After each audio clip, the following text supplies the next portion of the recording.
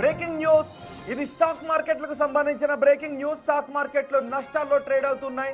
పశ్చిమాసియాలో యుద్ధం ముగింపుపై అనిశ్చితి కనిపిస్తూ ఉంది. అదే సమయంలో క్రూడ్ ఆయిల్ ధరలు భగభగమంటూ ఉన్నాయి. ఇరాన్కు మద్దతుగా హౌతీ గ్రూప్ రంగంలోకి దిగడం ఇన్వెస్టర్ల ఆందోళనకు కారణమవుతోంది. తాజాగా ఈ పరిణామాల నేపథ్యంలో బ్రెంట్ క్రూడ్ 3% పెరిగి బ్యారెల్ $115కు చేరింది. మరోవైపు అంతర్జాతీయ మార్కెట్లు నష్టాల్లో క్లోజ్ అయ్యాయి. ఫలితంగా ట్రేడింగ్ ప్రారంభం నుంచి సెన్సెక్స్, నిఫ్టీ నష్టాల్లోనే ఉన్నాయి. ప్రస్తుతం సెన్సెక్స్ 900 పాయింట్లకు పైగా నష్టాల్లో నడుస్తుంటే 72,500 పాయింట్ల దగ్గర ట్రేడ్ అవుతుంది సెన్సెక్స్. ఇక నేషనల్ స్టాక్ ఎక్స్చేంజ్ నిఫ్టీ 300 పాయింట్లకు పైగా నష్టంతో ప్రస్తుతం 22,500 పాయింట్ల దగ్గర ట్రేడ్ అవుతోంది.